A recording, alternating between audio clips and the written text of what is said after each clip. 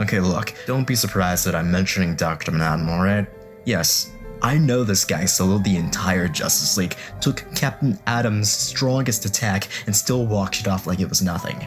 But that's not the point. The point is, John Osterman was the only true hero in the world of Watchmen. He was the only superpowered character in a world without a Superman. Because of that lack of a North Star that Superman is, the world was doomed to fail. Slowly over time, John lost his faith in humanity. He began curiously tinkering with other alternate realities and dimensions, such as the DC universe.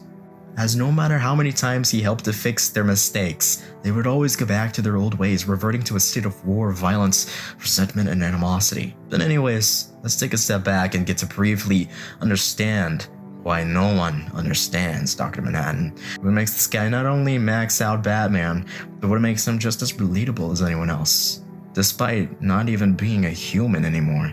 First off, John Osterman graduated with a PhD in atomic physics at Princeton University, even though he really wanted to be a watch clock maker like what his father used to do before the bombing of Hiroshima.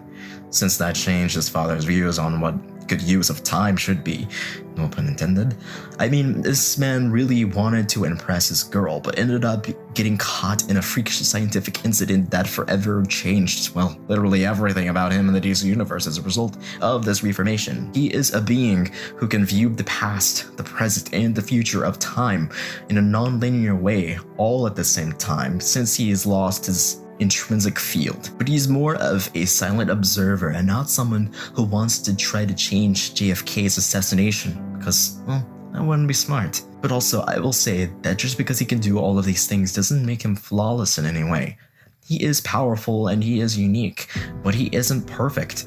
That's just something I feel like some people misunderstand about characters who have all of this power, and they sometimes believe that he could just do whatever he wants. And that's not the case. It's not exactly true. He doesn't know everything, but instead he has to rely on his PhD degree and knowledge of the world in order to fully process everything that he sees. When he looks into someone's future from a third-person perspective, he can see exactly what happens. In some cases, may choose not to do anything about it because it could lead to something even worse that he'd rather not mess with.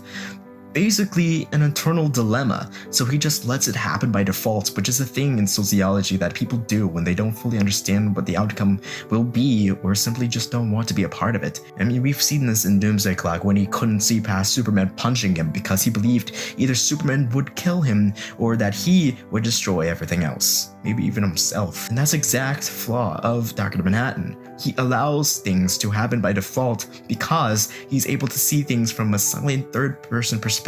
He has grown so used to seeing time as a book that he sometimes forgets that he does have a choice to let others help him. He's not truly alone, despite all of that power. Alone, yes, in a sense that no one can do what he can do, nor understand what he knows. But when Superman changed the mindset of a being far more powerful than him, that opened the eyes to the true nature of humanity. John finally regained hope that the world of Watchmen could be saved as long as they have a superhero like Superman. After all, he is the North Star for every Earth, every timeline, every origin, every crisis, every reboot.